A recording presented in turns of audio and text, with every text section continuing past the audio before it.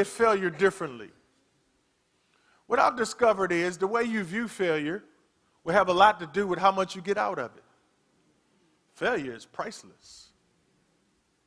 It's a gift. One thing that failure does is it makes the lofty humble. Humpty Dumpty sat on a wall. Humpty Dumpty had a great fall. This is the opening chapter in the book I wrote. I'm writing a book. I'll tell you more about it in a minute. Humpty Dumpty sat on the wall. Humpty Dumpty had a great fall. All the king's horses, all the king's men couldn't put Humpty together again. I had a minister friend of mine tell me, he said, Keith, you know, Humpty had to be a man of influence because he was up on the wall, position of authority. He had to have great affluence because no expense was saved to try to put him back together again. All the king's horses and all the king's men couldn't put Humpty together again. The story never says that Humpty Dumpty never got back on the wall. The story just says he was never back together again. I believe they put him back up on the wall broken, which is the best way to get back up there.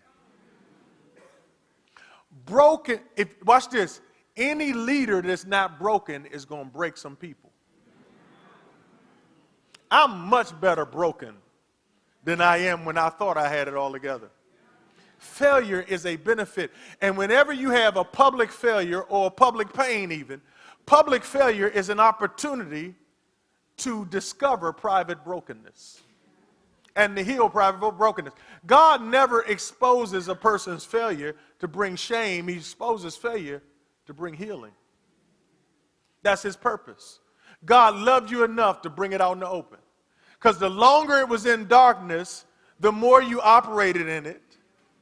But when it got exposed, when somebody gets pulled over for a DUI, somebody loses their house because they had a gambling addiction, somebody gets arrested for drug possession, somebody gets caught in an extramarital relationship, God didn't expose it to embarrass and shame you. He exposed it so that your life would pause long enough for you to look deeply into why you've been acting so recklessly. It's a blessing.